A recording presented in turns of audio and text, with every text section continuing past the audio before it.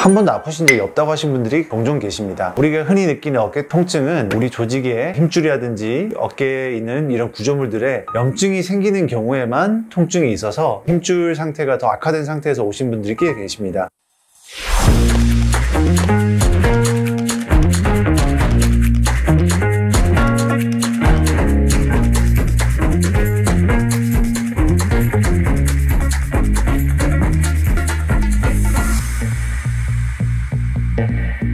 네, 안녕하세요. 닥터 캐봉입니다. 오늘은 여러분들이 궁금해할 수 있는 또 질문을 가지고 또 한번 제가 Q&A 해보겠습니다. 네, 오늘의 토픽은 뭐죠? 네, 원장님. 제가 예전에 병원에 한번 갔었을 때 제 어깨를 보신 의사 선생님께서 이 정도면 회전근개 파열이 있을 수 있다고 검사를 해봐야 된다고 말씀하신 적이 있는데요. 근데 저는 등이나 이쪽이 조금 결린 적은 있어도 어깨가 그렇게 심하게 아프다고 느꼈던 적은 없었거든요. 근데 이게 어깨에 문제가 있어도 통증까지 나타나지 않은 경우도 있을까요? 네, 우선은 어깨 통증에 관해서 중요한 게 있는데요. 어깨가 아프다고 오신 분들 중에서 이제 검사를 받았는데 회전근개가 전층 파열이 있다든지 아니면은 심하게 염증 소견이 있다든지 이런 것들 때문에 이제 검사를 받고 가신 분들이 있는데요. 이전에 혹시 아프신 적이 있냐고 하면은 한 번도 아프신 적이 없다고 하신 분들이 종종 계십니다. 우선 어깨 통증은 사실 가장 중요한 거는 이제 회전근개라는 그런 힘줄 있잖아요. 힘줄이 파열이 클수록 비례해서 통증이 커지는 게 아닙니다. 우리가 흔히 느끼는 어깨 통증은 우리 조직의 이제 힘줄이라든지 어깨에 있는 이런 구조물들에 염증이 생기는 경우에만 통증이 있어서 많은 분들이 이런 부분을 간과하고 지나가서 이제 힘줄 상태가 더 안 좋아진 상태, 악화된 상태에서 오신 분들이 꽤 계십니다. 그래서 우리가 흔히 아시는 것처럼 예를 들어서 어떤 분이 배가 아파서 병원에 갔는데 이전까지는 한 번도 배가 아픈 적이 없었어요. 근데 알고 보니까 이제 검사를 받았는데 예를 들어서 뭐 위장암이